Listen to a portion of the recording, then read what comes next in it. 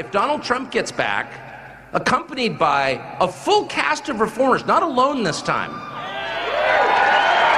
not a single man riding into Washington, man against the machine, it's hard to do that. He did it. That was media pundit Tucker Carlson at a Trump campaign event in Arizona Thursday night. He fought off 2 impeachment attempts for daring to do it. But if he comes back with, I don't know, Bobby Kennedy and Elon Musk, when he comes back with an army of people who know exactly what's up, they know what's going on, they know where the bodies are likely to be buried, and they're coming with shovels to dig them up. Carlson was preceded on the stage by former presidential candidate Robert F. Kennedy Jr. He then interviewed former President Trump in front of a packed house of 20,000 people for almost an hour and a half.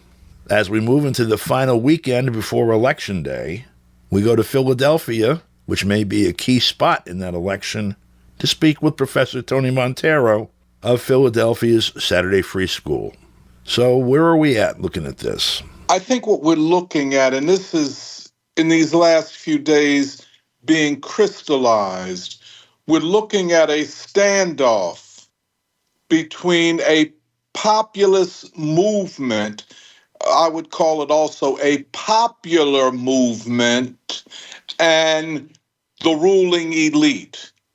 And without saying it completely, objectively, what this popular movement and its spokespeople are saying is that we are going to challenge in the election and certainly after the election the rule, if not completely, at least in part, of the current ruling elite.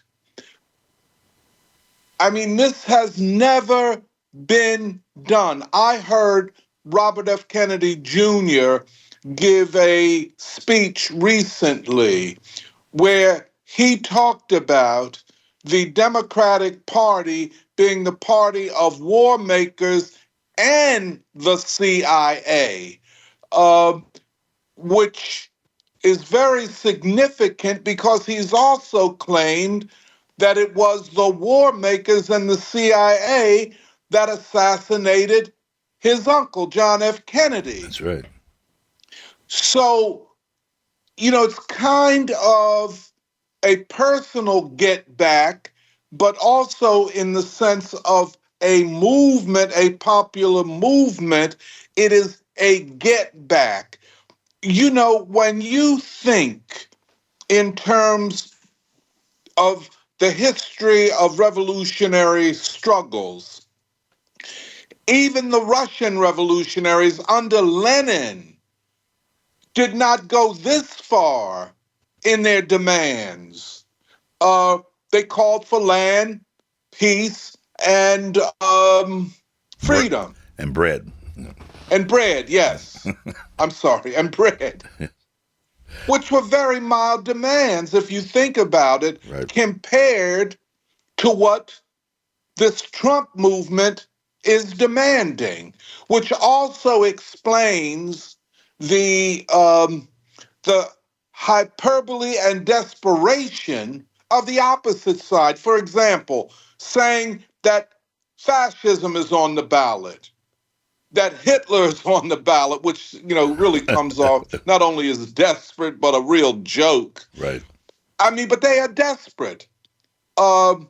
This is the greatest challenge in modern American history to the rule of the most dangerous elements of the ruling class. And hence, ironically, one could easily conclude that the Trump movement is the real anti-fascist movement, that the fascists are consolidated within the Democratic Party. And that's why when you look at the Liz Cheneys and the Dick Cheneys and the whole slew of national security operatives who are responsible for war after war after war, for repression and the shutdown of dissent in this country, one could easily define them as extreme rightists and Nazis. And why are they supporting Kamala Harris? Because they know what the threat is coming from the other side. I would also say that from the standpoint of the national security state, the knives are out. Trump has had 2 assassination attempts that we know of. And with Trump, things have come in twos, two impeachments, 2 assassination attempts. But that having been said, it doesn't mean that it ends in 2. I would suggest to you that if Trump wins and Harris loses, the deep state, which many have called the real state, the permanent state, will take punitive action against the people of this country, against the working class, which is the core of the Trump movement. A lot of progressives and leftists have failed to understand that class is on the ballot. Yeah. Class and class conflict and the struggle of classes for power is on the ballot.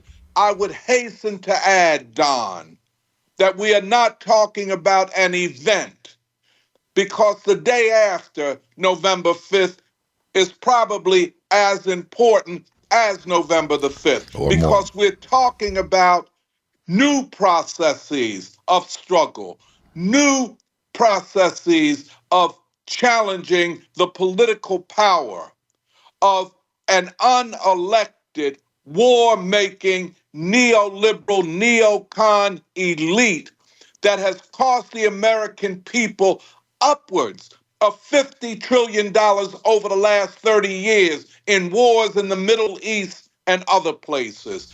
This is what we're looking at, and this is the existential significance of this election.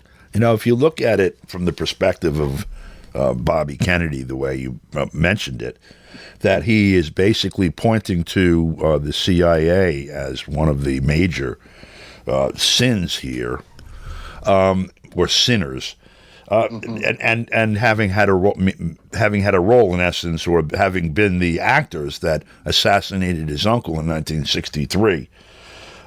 You could make an argument, and many people do, and I haven't really had a chance to probe this with him in the interviews I've done, but I'd be interested to find out what his thinking is on this, that in fact there was a coup d'etat in November of 1963 with the assassination of his uncle John F. Kennedy, and that regime, that state has been in power since then, and this movement represents the first chance to right the country and to return it from the people that have had control of it since then, namely the intelligence agencies and Wall Street. Yeah, I think you're absolutely right. There has not been enough research done on the political and social consequences of the 1960s, what I like to call the decade of assassinations. Because had Kennedy not been assassinated in 1963, Right. and Martin Luther King in 1968, Right. there's the possibility that a grand anti-war, pro-peace, pro-détente with the Soviet Union, pro-democracy alliance could have been established. Martin Luther King being the great revolutionary thinker and leader, John F. Kennedy being the president, and this from the people and from the government alliance would have remade the history of the Cold War and the history of the United States. That was cut short by these assassinations. And we have been, in a lot of ways, in the wilderness, in something that looks like a counter-revolution for the last 50 years. Perhaps the ice is being broken. Perhaps a new moment is being opened up, begun for us. Perhaps we are at the end or the beginning of something new and the end of something old.